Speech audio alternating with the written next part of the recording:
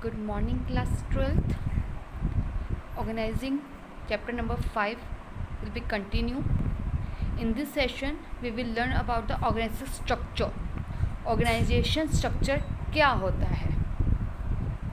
Organization structure concept क्या होता है इसका? Organization structure refers to that specific patterns of relationship which is created during organization process.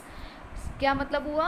Organisation structure refers to that specific pattern. कोई pattern है, form है जो relationship pattern को क्या करता है, बता रहा है, which is created during organisation process को चलाने के लिए, ऑर्गेनाइजिंग का प्रोसेस चलाने के लिए जिस पैटर्न को फॉलो किया जाता है, that is called the organisation structure.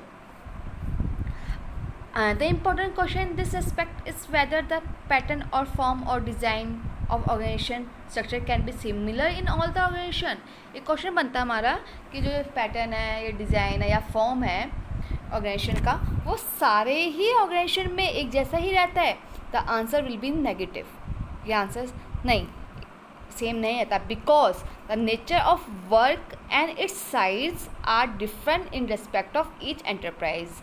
सबका नेचर और वर्क क्या होता है, साइज़ क्या होता है, अलग अलग होता है ऑर्गेनाइजेशन का.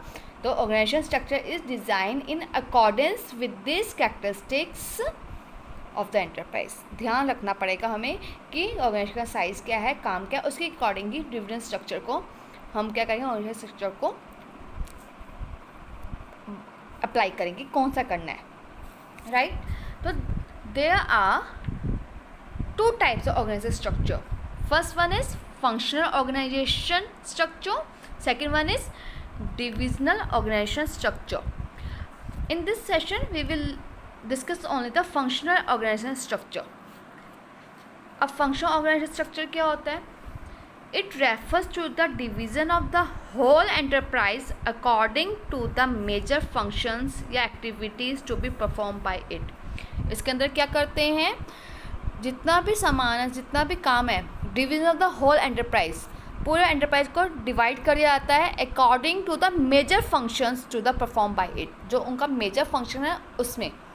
This is the simplest and the most prevalent form of organisation structure, बहुत popular form of organisation structure. Under this all the functions of similar nature are divided in different units which are called departments. क्या बोलते हैं उनको, departments.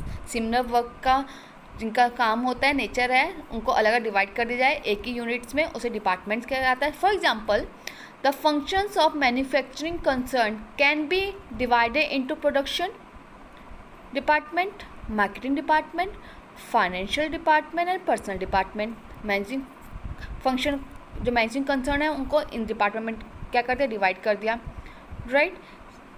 फिर क्या हुआ, suppose marketing department का है तो उसको भी सब डिपार्टमेंट में किया गया. सेल्स अलग काम करेगा, एडवर्टाइजमेंट अलग काम करेगा, मार्केट रिसर्च अलग काम करेगा. तो all the manager of sub department are answerable to the head of the department and the head of the department is answerable to the general manager. तो फंक्शनल ऑर्गेनाइजेशन स्ट्रक्चर क्या हुआ आपका, वो क्या करते हैं, वर्क को डिवाइड कर देते हैं according the functions of the enterprises, right. इसके एडवांटेजेस क्या क्या हो सकते हैं, हमें डिवाइड कर दिया तो एडवांटेजेस क्या होंगे. पहला एडवांटेज है बेनिफिट ऑफ स्पेशलाइजेशन. हमें डिपार्टमेंट को क्या कर दिया, अलग अलग सेम डिपार्टमेंट का काम एक ही डिपार्टमेंट में डाल देना, same function. The whole company is divided into many departments on the basis of major activities to be performed.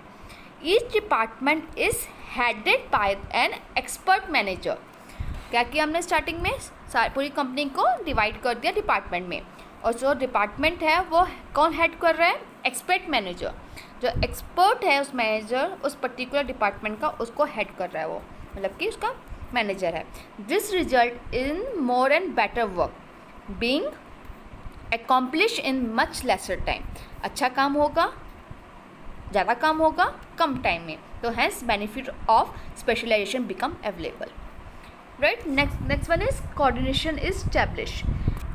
अब सारे मिलके काम कर रहे हैं तो कोऑर्डिनेट तो होंगे ही होंगे, सारे डिपार्टमेंट के लोग, सारे लोग एक साथ काम कर रहे हैं. तो all the persons working with in a department are specialist of their respective jobs. Its makes coordination easier in the department level. सब अपने अपने इस जॉब के लिए क्या स्पेशलिस्ट है, तो कोऑर्डिनेट करना ईजी पड़ जाता है डिपार्टमेंट के अंदर। Third one is managerial efficiency is increased. It helps in increasing manager efficiency because is performing the same work again and again. Manager efficiency कैसे बढ़ती है, कोई टीचर है उसकी एफिशिएंसी कैसे बढ़ती है, क्योंकि वो सेम वर्क बार बार कर रहे हैं, पढ़ा रहे हैं, तो उनकी एफिशिएंसी क्या होती है, बढ़ जाती है। तो this result in increase profit. इससे क्या होता है, प्रॉफिट इंक्रीज हो जाता है। Fourth one is minimal duplication of efforts. In this type of organisation unnecessary duplication of efforts is eliminated. कैसे, for example the function of finance is only carried out by the finance department. Finance का काम सिर्फ finance department करेगा और कोई नहीं देखेगा। There is no need to establish 2 और मोर डिपार्टमेंट। जरूरत नहीं है आपको दो और भी डिपार्टमेंट स्टैब्लिश करने की, क्योंकि फाइनेंस डिपार्टमेंट सारा काम फाइनेंस का देख रहा है। It makes it possible to utilise the human and other resource efficiently. हम इजली काम इसको कर सकते हैं, डुप्लीकेशन होने के चांसेस नहीं होते। Training is facilitated. It facilitate the training of personal as the focus is only on the limited range of skills. Training क्या दे रही है, ट्रेनिंग दी जाती है पर्टिकुलर, आपको पता है मैंने कहा डिपार्टमेंट सेम डिपार्टमेंट के लोग हैं, एक ही तरह की स्किल्स लेनी है, उन्होंने क्या करनी है, एक ही टाइप की स्किल्स को अपने आप को एफिशिएंट करना है। तो इसमें क्या होता है, ट्रेनिंग देती जाते हैं ताकि वो लोग अच्छा काम कर सकें।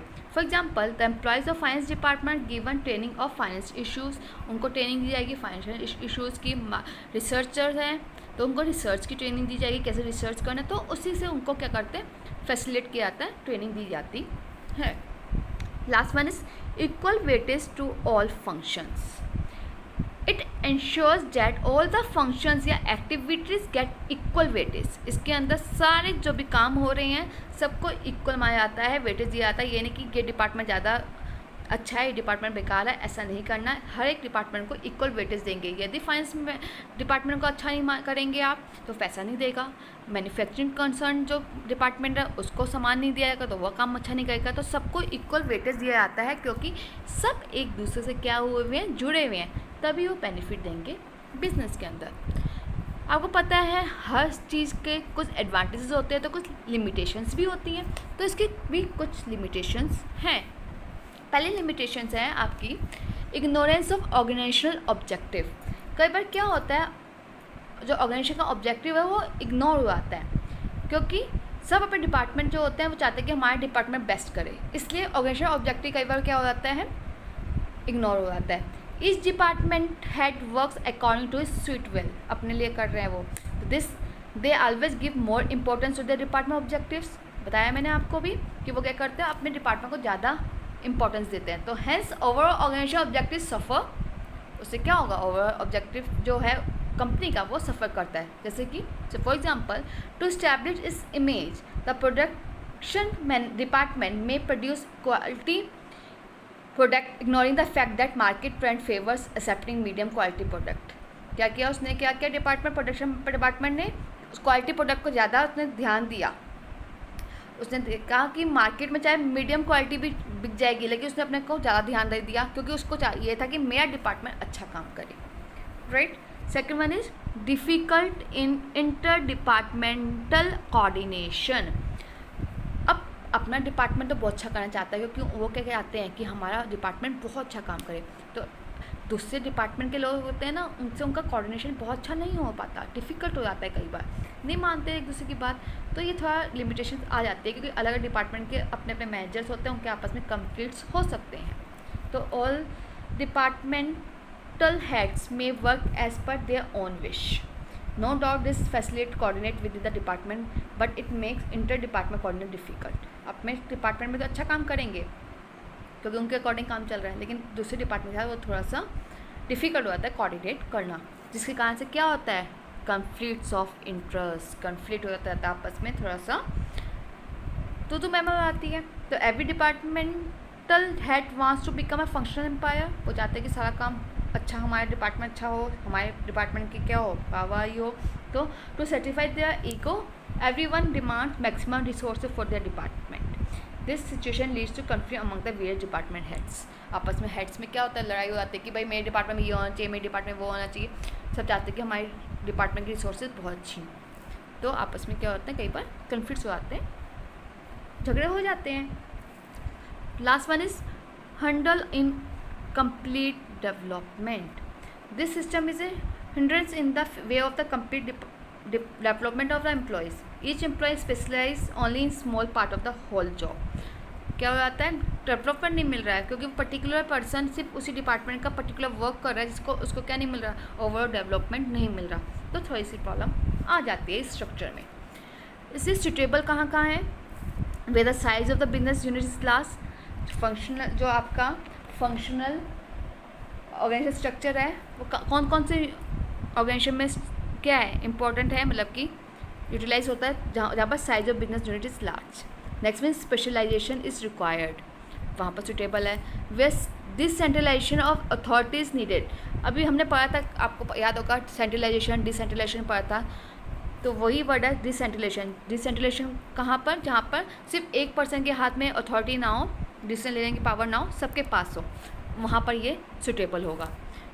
तो decentralisation of authority is needed. Where there is only one product that is sold, वो ऑर्गेनाइजेशन जहाँ पर सिर्फ और सिर्फ एक टाइप के प्रोडक्ट ही क्या हो रहे हैं, सोल्ड हो रहे हैं, वहीं पे फंक्शनल स्ट्रक्चर आपका इम्प्लीमेंट होगा. Thank you.